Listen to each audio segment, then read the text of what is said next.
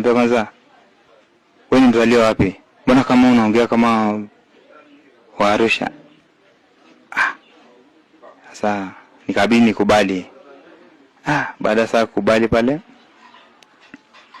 na pia ilichangia shida kuanza kupigwa kwa sababu wanasema nyinyi ndio watu mnatoka Arusha ndio mnakuja kufanya vurugu huku. Nikawa najitetea pale, hapana, sijui nini. Kaambia bana wewe, nani umeambia ukae ndani? Sasa hapo hivi nikaona kweli nikosa kwamba siyafuata masharti. Sasa hapo nikawa sina cha kujibu. Ndio kwanza kupigwa.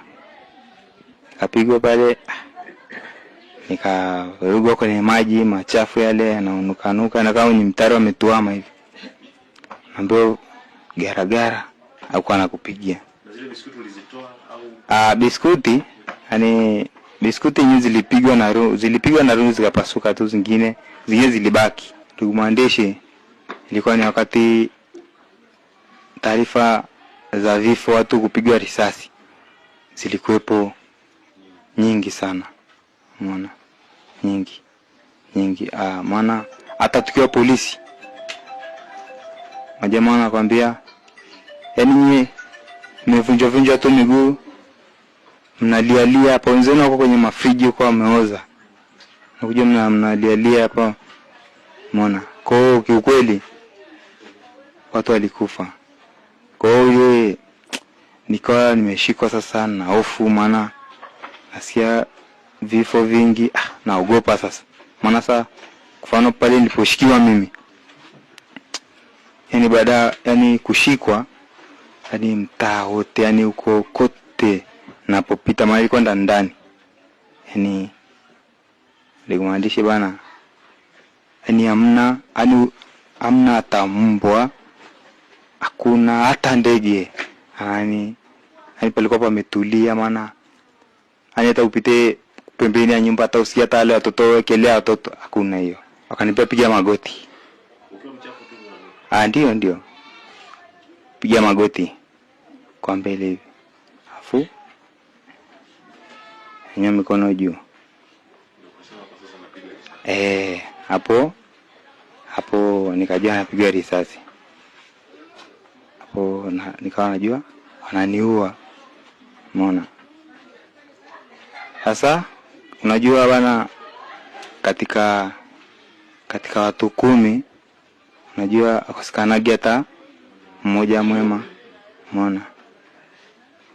Ikawa kama vile kuna kidogo wengine, yani wanataka nipeleke polisi. Mara hii kuna muda kama vile wanaongea, yani nilikuwa pia mimi nachosubiri hata wananipiga tu chuma hivi. Unaona? Sasa kweli baadaye, maana mimi wakati niambia piga magoti, huku nyuma wako na zile gani za kufetulia mabomu ya machozi zile. Kwa hiyo mimi huku nyuma wanapiga, hasa kila akipiga nasikilizia ni kama kabla, yani wameniambia simama, piga magoti. Alafu wakawa sawalisi wanakuwa wanapiga patrol. Kwa hiyo wanaendelea kutisha, yani kwamba sio kutoka hata mmoja. Kwa hiyo wanakuwa wanazunguka wanapiga mabomu, wanapiga huku. Unaona? Wanapiga pande zote. Hivyo akaniambia, nyanyuka, ngoza mbele. Nikawa naenda hivyo, kuna sali sana. Hapana, hajavaa kiraia. Amevaa askari, nguo za kiaskari tu. Ile anatembea sasa. Sijui napelekwa wapi.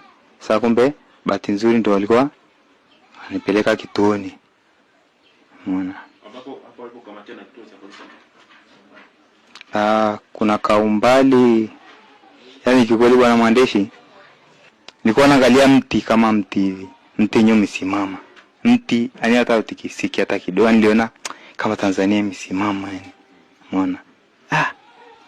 Sasa hapo nikawa nafikiria, nasema Sasa jamaa hapa hata akiniua hamna shahidi, hamna aliona, na uliwa na tupo huko hivi.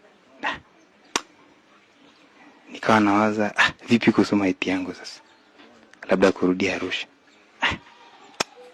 Kafina maana nitauliwa, nitatupwa huko, watu watazika nguo kule labda. Nikawa sana waza kuhusu yani hata mwili yenyewe hata basi hata upatikane urudi. Umeona? Nikawa nawaza mambo mengi, ndio hapo sasa tunapelekwa kituo cha polisi. Baada ya kufika nikaona kituo cha polisi kidogo, nikapata kahaweni. Kaona kama nifikishwa kituo cha polisi at least labda naweza nikabaki hai.